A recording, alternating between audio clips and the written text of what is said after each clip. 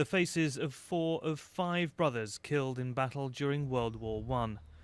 The Smith family from northern England suffered more tragedy than most during the war, but there was one glimmer of light to their story. A 6th son, Wilfred, survived, having been called back from the front on compassionate grounds. Today it's his youngest daughter and granddaughter who live to tell the tale, a real-life version of the Hollywood World War II epic Saving Private Ryan. It's a bit like our family. It should have been called the Smith brothers, and or Saving Private Smith. And due to the fact that, you know, he was sent home from the war because he'd lost his 5 brothers. So yeah, as soon as we'd watched it, I mean, it was a sad film, but it did make me relate to, like, as if it was based on our family. The local war memorial is inscribed with the names of Wilfred's 5 brothers, among 125 from the town who died.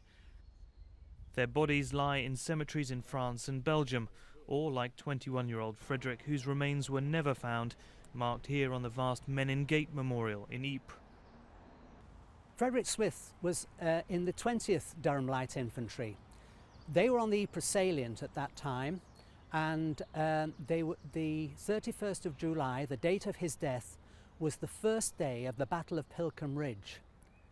The conditions were poor, it had been raining, there was mud, and the Durhams were fighting an uphill struggle at that time.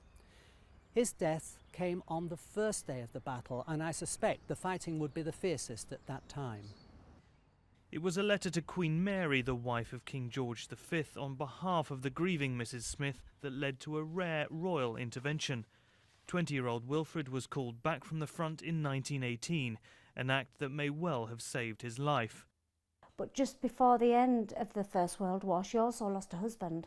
Not due to the war, but she lost him as well, so all what she had left was like my granddad, like Wilf. For Private Wilfred Smith, there was no big-budget Hollywood film of his rescue from the front, but his story lives on through his family, as does the tragic tale of his 5 brothers who never made it home.